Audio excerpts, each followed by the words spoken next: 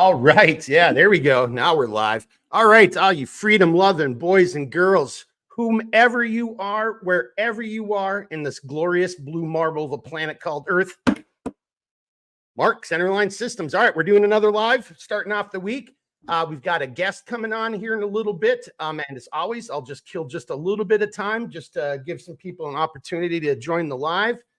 And yeah, I just see him. He just kind of made it. He's in the backside.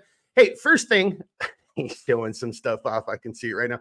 Hey, first thing I want to talk about is, so this is just, you got to get out there and mess with gear, and you do you. You've heard me say it a million times. So this is one of our babs, badass bag, right? So I'm trying out a new handgun and a little subcompact single stack. I don't like the holster that comes with it. And what I've been doing is I've been using babs. There's an internal slip pocket right inside of there. And this thing, it fits in so nicely, but the hand grip is kind of exposed. So if I need to reach in, it's coming right into my hand, very quick on the present. So just, use your gear. Just another little thing that you can do. I never thought about using babs for it. And I'm like, man, this holster sucks. I got to come up with something different. And I was like, boom, babs, right? Babs, which kind of sounds like bang, badass bag. Yeah. And then my other little piece of housekeeping, and then we're going to come over to Stephen, first of his name, in a second. So I just got some of our SRDPs back from the photographer, Alex Messenger. Awesome photos. And as always, items that we use for photo shoots, I don't sell them. They technically are brand new, but we've touched them. Alex has touched them. I've touched them, used them for videos. So, but they are, if anyone's interested, shoot me an email or give me a phone call. We definitely sell them at a reduced price, and they're ready for immediate shipment. So I've got Coyote Brown with black SRDP. And then just so you kind of see the shoulder strap a little bit. All right. Then I've got a multicam classic. Boop, boop. And last but not least, a woodland with Raven Black. All right. So if anyone's interested, those can go immediately. I always give them at a discounted price. And I'm not going to say a price because it kind of depends on you. If somebody makes me laugh or really says something funny, I'll probably even give them an even better deal. So if you're interested, shoot me an email or a phone call. And then before I bring over Steven, I just want to show some comments here. We got Gene across the pond. Woo, Gene. Will you explain which is better, Y or H harness during this video? We will talk about that. I'm not going to sit and say I think one is better than the other. I've used both of them throughout my military career and life in general. So maybe we'll get into a little bit of the pros and cons. And then Big Visk. Hey, sir, don't forget, you still owe me an email because I owe you an S card.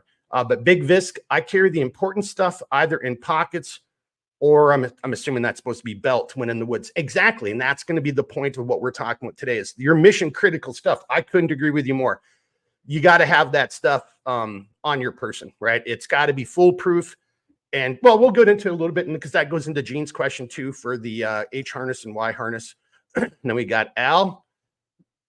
Al's already having a beer. All right, Roger Dodger. Oh, there we go. And then Big Visk emailed me 30 minutes ago. Hey, I apologize. I didn't see that yet. So just trying to get all this set up. So, all right, I'll check that out in a little bit. All right, without further ado, let's bring on our guest, very special young man. Hey, you're muted, by the way, Steve. Yep. So Stephen, first of his name, user of gear. All right. If you watched us over on Mission Critical Podcast, you probably recognize Stephen. He's really trimmed down his beard. Usually he's a little bit more of a swashbuckler ruffian type of look. Now he's looking a little clean cut. Sir, welcome to the live stream. Why don't you say hello and tell everybody a little bit about yourself? Yeah, thanks for having me. Well, I'm not anybody special or anything like that. I just am like anyone else that's interested in gear. I got into that because I was kind of looking at being more of an outdoorsman, and I started that and geez, probably about 12 years ago. Hey, Gene, good to see you. Well, see your text. But anyway, so I just have one of those minds. I'm not trying to be like non-humble about it, but I really like focusing on the details of things. And I've gone through a lot of different gear. I started off because I kind of like the what do you call it? Like the romantic quality of traditional gear that was made out of leather and wax canvas. I've mostly dropped that at this point because the modern materials, like there's a reason that they're used now dominantly over the others. I still love the aesthetics of the others. I still have a few leather items and I still make that kind of stuff, um, at least at the level of a hobby. But you just can't compete with the modern materials. The wax canvas is still going to soak up water. And now, I mean, here's me getting into the details, right? But like, you have to put a polyurethane coat on the back of the woven nylon fabric, that the cordura and so forth, to give it a greater waterproof property. You can get pretty good by impregnating, cotton canvas with the either oil or wax, or a combination thereof. But it's just over time, I found like a lot of my garments that were made out of that would like start getting holes in them far more easily than something out of nylon will. They're heavier. If they do soak up water, you've got real problems. And then like the leather, it just depends on its application. Sometimes it loses rigidity to an extent, and you don't see that with man-made synthetic materials. So I still really appreciate classical design. I'm really more interested in like the functionality of gear. You broke up just a little bit. Can you say that again? Where you were saying you still appreciate the classical? I'm pretty sure you're saying the classical functional gear. I think that's what you're saying, but you broke up a little bit there. Yeah, and the design of it. Like I used to, for a while, I kind of dabbled in the idea of there was a very popular, and there still is to an extent, like ultralight. But for me, Yeah. it's like if you distribute the weight correctly, and then you're probably going to be all right. Mileage may vary, but for me, the sacrifice that you have in durability, because you have to go to such thin materials for something like that, I'm not willing to make that sacrifice. I want to have something that's more like you would say bomb proof and that's going to last a while. Um, so Yeah, yeah. unless of course it does get hit with a bomb. I mean, even my gear is not. It's even my gear is susceptible to modern explosives. As a handful of people have told me. So, but I'm glad they're still alive. Hey, but I like where you're kind of going with that, and I'm just going to kind of bring that over to the question that Gene had posed, where he was asking, if you want to, he's like, hey, which one do you think is better, a Y harness or an H harness? Gene, I've used both of those. And then this is going to kind of come over to Stephen here, talking about modern materials. But one of the points that Stephen just brought up, which is weight distribution. And that's why I'm a big fan. So to me, H harness or Y harness, you do you. There can be pros and cons to either of them. I don't want to give too much away, but I'll just say it. So, because I know somebody's going to think about it, but skeleton chassis, stay tuned. But for a very just simple, easy way to carry the key items around on your person, right? So, if you take a tumble or something else happens, you've got bare bones fundamental items that you can carry on your person. And Big Visk, he had one of his comments, he carries the important stuff in his pockets or on a belt. That's the same damn thing. It's got to be secured on my person. So now, Stephen, I know this is something that you've been meddling with, and this is kind of why we decided to do this live stream tonight about belt kits, because you're trying to put one together. Do you want to just maybe take a second and, weigh in? Maybe you like H harnesses better than Y harnesses, or maybe it doesn't matter, but why are you trying to build a belt kit? Why is this important to you? The reason I want a belt kit, there's a few reasons. One of them is that it's nice to have a certain measure of optionality. So like rucksacks are cool, and I have a couple of day packs. I've got a multi-day pack. If you're going out for really long hikes, like I had a friend who hiked the Pacific Coast Trail. I mean, you're talking about seriously like 100 liter plus, packs there. And those have their place. But let's say that I'm out, sojourning through the wilderness. um when I'm setting up my campsite, my pack is getting stowed away. If I'm going to collect kindling and or whatever else that I need to from the environment, or maybe I'm just going out for a jaunt to use the bathroom. What I don't need is to take my pack with me that weighs, 40 plus pounds. So if you have a belt kit, it allows you a couple of things. Number one, say I'm going out for just a day hike. I don't need a rucksack. A rucksack is overkill. That means got more weight. Mm, they've done a lot of advancements that are where there are belt systems that integrate into rucksacks now, and a lot of them, I mean, basically all packs will have some kind of horizontal compression straps so that you can move the center of gravity closer toward your center of gravity within your body. And that's all about weight distribution, because leaning back, it all becomes a strain on your shoulders, and especially if it isn't properly resting on like your hip bones through an integrated or modular belt system that connects to the rucksack. So the nice thing about the belt system as it pertains to weight distribution is that where is your belt at? I mean, it's there, it's on your hips, and if you do start to feel some drag because you've got it so loaded up that even that is becoming, maybe it's biting into your hip bones or it's just too much, that's where you can bring in like the Y harness or the H harness and put some of the load up onto your shoulders, and that gives you relief, and now you have like a distributed system across the entirety of your torso instead of just localized to one area. It's like when you step on a nail, it's like why those guys can lay on beds of nails, right? It's because even though a singular nail will pierce your flesh, when it's distributed over a greater surface area, it doesn't have this singular impact. And it's kind of similar in terms of weight distribution, as I understand it.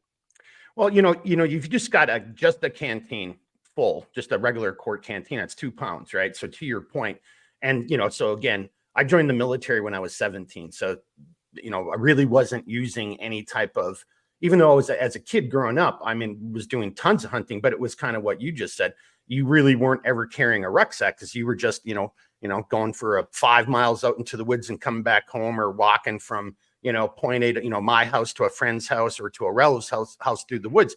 So you just carried all that stuff on you. So even then, like, without even knowing it, you're running a belt kit, right? You've got your knife on your belt. You maybe got a single canteen. But to your point, as you start adding, and this is again my humble opinion, once you start adding a little bit more to that, you really do need to get that weight up on your shoulders. I mean, that's just too much weight to have down around your waist.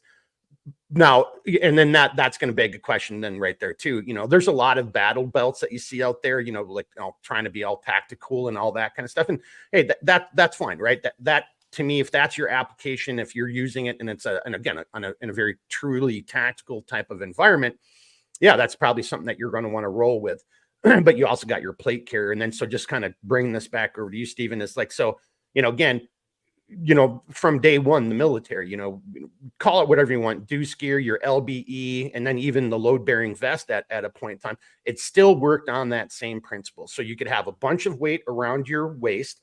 And, and anybody who's watching this, whether live or on demand, if you were prior service, back in the 80s and 90s, you'd even get the little extensions for your belt. So your belt would be really loose around your waist because you had so many magazines and, magazine pouches and first aid pouches and strobes, or, if you didn't have your strobe sewn onto your canteen, and then canteens and, da da da and da da da da da, it actually would kind of like be from the H or the Y, and then it would kind of droop down and then to the front. It just was worn really loosely, and a lot of that weight was up on your shoulder. But to that point right there, Stephen, I think that's kind of what people are getting at. Like, yeah, you got to move that weight. You've got to help shift some of that weight up onto your shoulders. Otherwise, it's just going to be a serious pain in the butt. It could have been. Hey, I got to throw just a little comment up here because it's for you.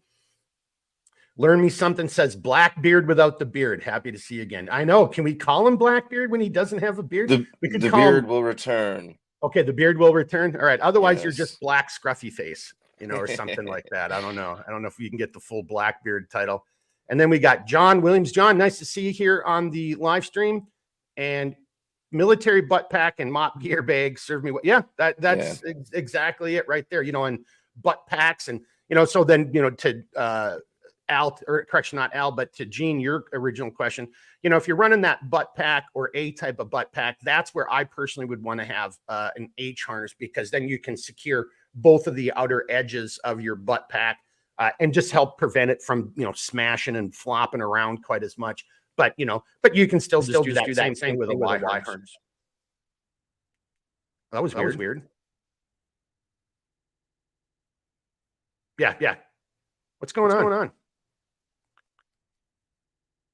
All right, we lost your sound, and I'm hearing myself coming through. Oh, okay. We may have lost Steven for a second. Let's see what happens here. I'll get Gene up on the. Yeah, I'm hearing myself echo. Well, it might just be. Let's see what we got. Hey, if you can hear me, Blackbeard, can you hear me?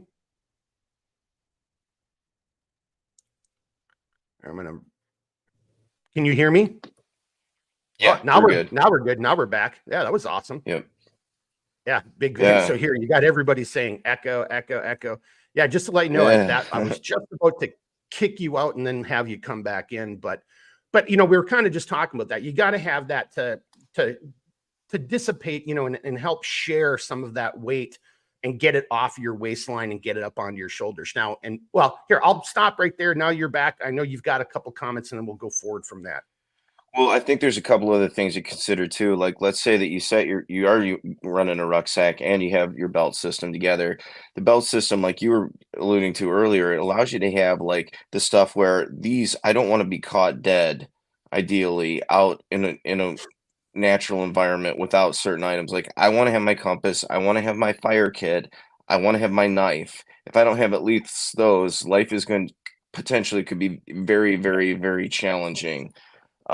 So that's another thing. The other thing to consider is like thermal regulation. You're wearing big things on your pack or your back.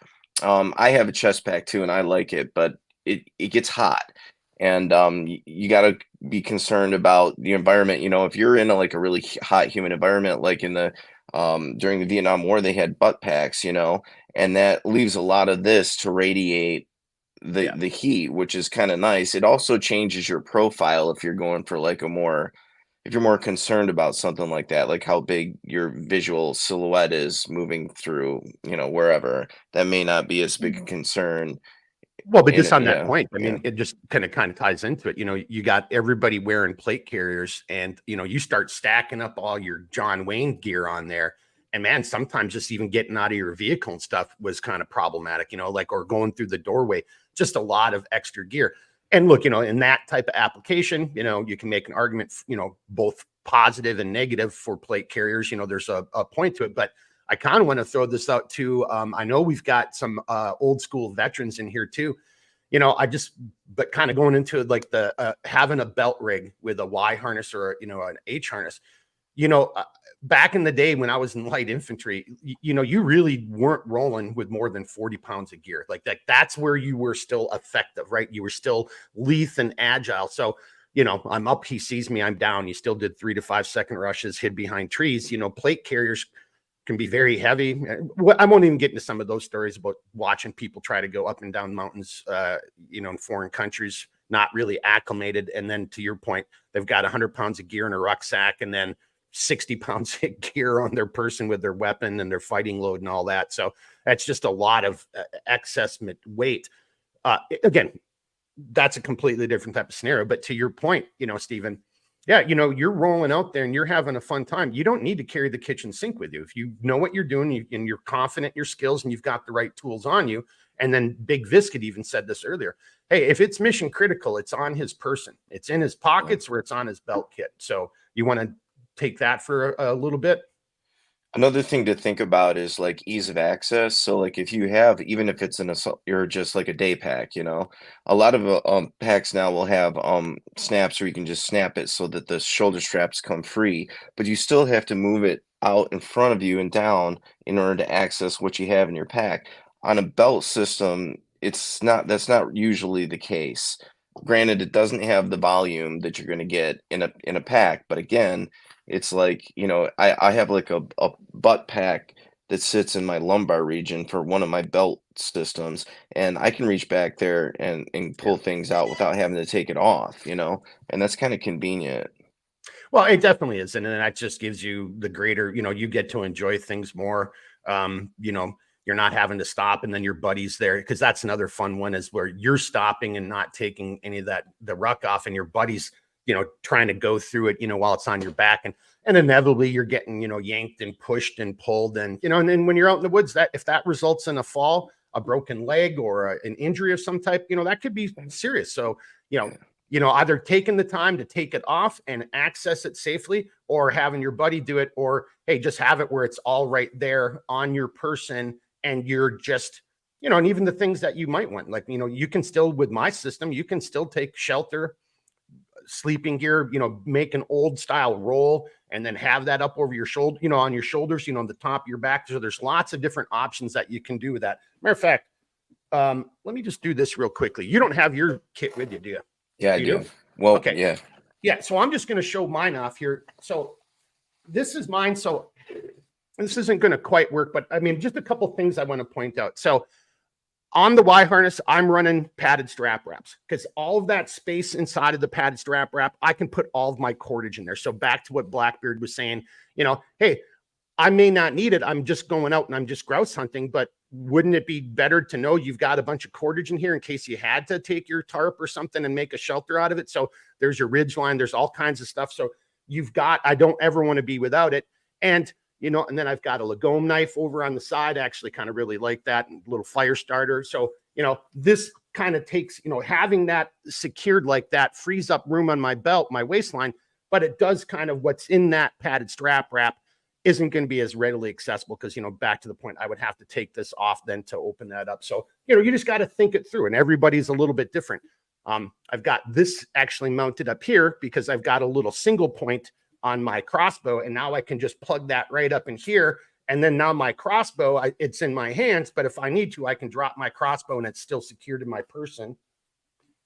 Then on my belt rig, it's actually pretty minimalist. This is one of our Sherpa belts. I have a holster for my Glock. I've got a emergency fire kit, one of the older TDCs. And this is actually one of the original utility pouches. We don't make them and on that horizontal, they're now vertical. And that's usually where I carry just some lickies and chewies, right? Throw a couple protein bars, some, little hydration packets, that kind of stuff. And then, one of the no joke med kits, because I really believe if you're going to be out there in that type of environment, especially if you're hunting where you're around anything that's sharp, pointy, or goes boom, you might want to have some, like, some basic first aid type of material available for you. Blackbeard, what do you think about that? Is your rig setup similar? I mean, everybody's different, and that's the one thing I just want to point out. You've got to do you, right? Your physical capability, your medical situation, your environmental considerations. Do you have poisonous spiders and snakes? Do you have, like, grizzly bears? All of these things you need to consider, and to me, that's what would help shape, your if you want to call it your fighting load or what you're carrying. Here in northern Minnesota, it's the land of 10,000 lakes. I'm not really worried about water. Yeah, okay, I want to purify, but whether it's a fast moving stream or whatever, but if I'm going to have to drink stagnant water, then maybe I'll have a purification straw or something like that, to that nature. But fire and shelter are huge because, 60 below, 6 feet of snow, all that kind of stuff. So my considerations are different from yours, the person watching or thinking about this. But Steve, you wanted to talk about a little bit about yours and why you set yours up the way you did? Yeah, I can do that. I'm going to bring you full screen so people can see this better. So there you go. I'll just disclose that according to my buddy in the National Guard, I'm breaking a cardinal rule here.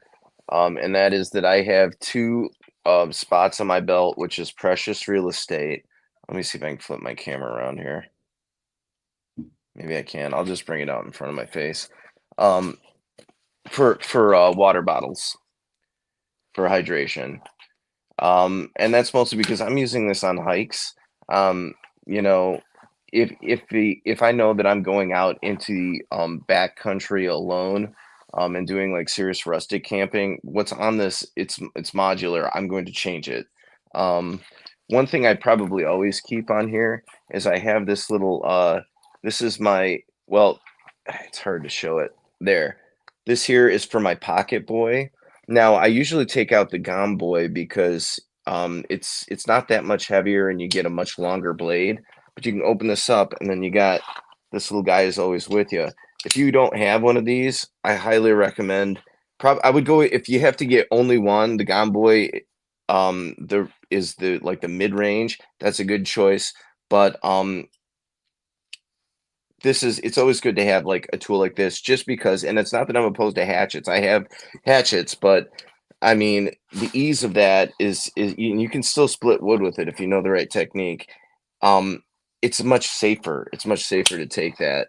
Um, and then I have on here, this is for like if I'm taking anything electronic, I put that in this pouch that I have here. But again, it can come off. I've got a knife here. I know it's hard to see. I'm just doing my best with this. This is actually just a Moragarberg. It's like a Scandinavian knife. It's like mid-range kind of price knife. I added this little leather loop on there as a retention in case I'm stupid and I lose my footing and go for a tumble or two. But the nice thing about it is I've attached it here through a dang. Ah, darn it, it's tough. Hey, we are modern technology. We are doing our best here, folks. No, it's because it's inverted. It's like Yeah. everything is inverted. Okay.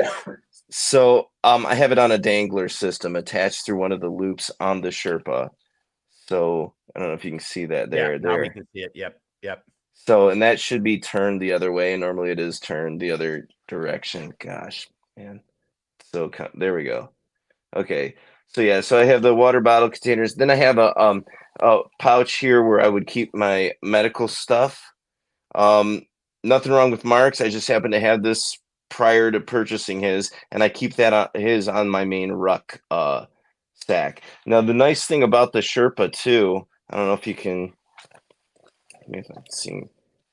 Come on, there we go. You can see where all this extra length here. What that means is that, and I have it in just the right size where I can take this out if the weather is warm and I have reduced layers. I just tighten this up. And if I'm going out in the winter, which is primarily what I got this for, I have all those layers on. So my waist is technically larger. I can loosen it up and then I've got it there. Now the back of this right now, I have a large pack or like a butt pack that'll go where these webbing are to fill out the lower lumbar region. The reason I don't have that on there right now is because I was using this in combination with a ruck. And so when you put that on there, this provides the open space basically for the bag to sit flush against your back. But it's not necessary now that the weather's getting warmer and that. I'll throw the bag back on here and I'll probably take off one of these canteens because it is excessive, and then you can put on other things. Normally I carry my pistol on in a chest thing, so like I said, they're hotter, but I still use them. I like them. But yeah, and now I have the Y harness attached to this, and I think you'll see it in the thumbnail for this video, but it makes it. By the way, everybody, that's actually my face, but not my body in the thumbnail. just want to point that out. It's it's somebody I know pretty well. So yeah, the whole harness system is on here, and it's got this padding too. And the cool thing about the padding is that he makes them at the length where I mean, like my wife uses a shoulder strap that has a pad on it that she got somewhere else. It's tacked to like a messenger bag, and the thing slides all over. And the other day I adjusted it; it was halfway down her back, and she's like, "Oh, well, that's why I have you here." And it's like, yeah, but the cool thing about this is that'll never happen because it butts up right against the reducer there. Yeah. Yeah. So well, I mean, and yeah. thanks for plugging what I forgot to mention, but that's exactly why we made the padded strap wrap the way we did, in the length is because, I like what you're just describing. I hate, you've got a bag, whether it's your computer bag or anything else, and that pad is just worthless. It just moves all over the place. All right. So basically that reducer just locks it in place. So it's going to be up on your shoulder where it needs to be. Hey, let me, that's where I put my flashlight is the other. And there you go. Yeah. So, right. So again, how you've loaded that up and how you've thought it through. And I'm going to get to that in a second, right? Because this is really my ultimate point here is, you've got to think it through for what you're doing, who you are, your environment, where you are. I've already kind of went over that a little bit. Excuse me. Let me bring up a comment here. We've got John The military pistol belt was uncomfortable because of the rigidity. Now with a modern padded sleeve around it, it is the ticket, especially in the humid deep south. And it is very humid down in the deep south. So yeah, so having a little bit of padding, but that rigidity, because, well, I mean, it has to be that way. And I guess to sell a little point on, my products there too, our belt. So that's 2 layers of type 13 over a layer of 500575 scuba. So what you get is on the horizontal around your body, it moves, it conforms. It's casual. We used to say casual, practical, and tactical. But on the north-south, that's where you've got all that rigidity, and that's what you want. So your gear, and again, not dogging on leather belts or other products out there, but over time, you'll get that pinch effect, on leather. To John's point, you really didn't get that out of the old pistol belts, military pistol belts, because they were just so rigid. But so we've tried to come up with like, no, this is a comfortable belt, but it gives you all that north-south rigidity. And then, but one thing that you said as well, Stephen, I just want to point out is, I think when we first made this belt a long time ago, people were like, we're going backwards in time. Or I'm like, it's not a war belt. It's not a battle belt. It's an outdoor belt, right? It's the Sherpa belt. It's designed to carry all your gear, and if that excess in the tip, right, that tail, if you want to call it, if that's too much, even at home, you should be able to heat cut or melt and get it down to a size, but it's supposed to be that way because today you might just be wearing it over a hoodie, like Steven said, but then it's 60 degrees out and you got 4 or 5 layers of clothing. You need that expansion. You just do, right? Well, we got one more here. Gene, I love the horizontal pouch. Thank you, Gene. All right. And then, Stephen, here's something I'm going to do. We're at 31 minutes. I think it's a pretty good time, but I just want to bring one thing up while you and I are talking. And I just want people to kind of look at this. So if you go over to Mission Critical Podcast, you can find the episode where we actually taught this. But this is, Steven's a really smart guy, and you can see he's got his assessment and how he's thinking of it. Carver is a way we used to think about, like, how you would do a target identification. Should I blow up an airport or should I blow up, my enemy's oil facility or whatever? So, but that same thought process can help you further analyze what piece of gear you should have, what you should be carrying with you. And, everybody can read it, but we'll do this more in the future on a different episode or something. But all I'm really trying to get at is, and there could be another one in here too. You could just call the X factor. Does it make you feel comfortable? Does it make you feel armor plated? Does it do something psychologically for you that helps keep you in the fight? That might be something you want to consider as well when you're looking at your belt kit and what you're going to carry and how you're going to carry it. But this is some of the stuff that people should be thinking of whenever you're getting anything, because just plug it. Like let's just use the bright shiny thing, right? The amorphous. It's the best thing in the world, right? It's bright and shiny. But if you don't know how to use it, or if your buddy doesn't know how to use it, or if it breaks, it can never be fixed. You've got to really ask yourself. And then, so Stephen, on that note, that just makes me think of some things from video games. Like, yeah, you can get a kick-ass a weapon in like Fallout or something, but you'll never be able to fix it. So it only has limited capability because once it breaks or whatever, it's done and it's over, right? So I know that's maybe a bad analogy using a video game, but just throwing that out there. I think people understand what I'm saying. Hey, if this thing is kick-ass, but it's so fine where if a little bit of dirt gets into it, I've got to stop and clean it every 10 seconds, or I've got to have like a wagon train of extra spare parts for it, or I know how to use it, but if I'm injured, I can't give it to anyone else in my party. Because it's so complicated. So you just got to look at your gear, I think, from that type of perspective. And I always try to do. So that's kind of my closing final comment right there in gear is, don't just come into it and say, oh, that's what everybody from SEAL Team 6, or I saw that in a movie. All that stuff's fine and dandy, but that doesn't necessarily mean it's the right tool for you. Stephen, final comments on that? The only way to find out what you really need, because I plan this stuff all out in my head depending on the trip that I know that I'm going to take. But then I always get out there and I find something, man, I wish I had this or a solution to this. And just the experience of doing it will inform your gear decisions as well.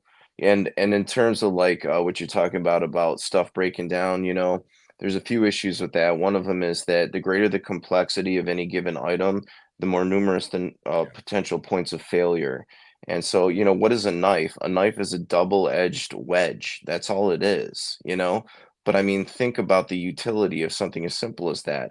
But then you consider, well, how important is a knife if it isn't sharpened? Well, I have to take the knife in something. Okay, so it needs a sheath or a scabbard of some kind. Okay, well, I have to have it on my person. Okay, well, it needs to be accessible. Okay, well, it needs to be on my belt. Okay, so I need a belt. Yeah. I mean, it's like it's not rocket science, but it is. I find a lot of enjoyment in it. I love connecting with nature. I guess that's the hippie aspect of me. I'm not really coming at it necessarily from a tactical perspective, but all of this stuff that is informed or that is overtly tactical, tactical is practical. I mean, it's there because it works, man. So just use what works, you know? If it happens to look sexy on top of it, well, hey, all the Yeah. better, you know? Maybe Yeah. the deer will be like, dang, that guy's got some nice kit going on there. I hope that's the guy who kills me this year. Yeah, he looks really Yeah. cool. If I'm gonna go out, I want to go out by someone who's got style. Yeah, yeah, and some You know, good gear. Good gear. All right, hey, let's see. Anybody, any final little comments? We're gonna wrap this up. You know, trying to keep. I'm going a little bit long, but that's all right. Hey, just a final reminder. We'll see if we get any other comments coming in. I got 3 SRDPs back from Alex Messenger. Those are ready for immediate. Just shoot me an email or a phone call. If you tell me a good joke, you'll even get an even better price on, because I like myself some little bit of humor. What else? What is today? Monday. Yeah, we'll be doing another live again on Thursday. We've got another guest coming on for Thursday. We're going to talk about resiliency, right? So that's another thing too, right? You got to be mentally and physically resilient if you're going to really get out there and truly get at it this year and enjoy nature to its fullest, you know, because otherwise you're just, you know, putting yourself and those with you at risk if you're not quite there and all of those aspects. Stephen, as always, great to have you on, even if you were absent your beard. So that's why I'm calling you more Stephen than Blackbeard this time. Final comments for everybody from your side, sir. you know, I just say that just make sure that your kit is functional and tailored to you. And the cool thing is that Mark has like customization in his stuff. Like, and I'm not just saying that to like pump it up. Like, I've gotten a lot, bought a lot of his stuff because I like it. I don't, there's a lot of places I don't get stuff, you know? And so just kind of go out there, see what you think that you need and see, find those pain points, and then hop on over to his shop and take a look and see if he has a solution for some of those, because that's what I found. Like, there's a reason I have this stuff. Like, I really find it quality and useful, you know?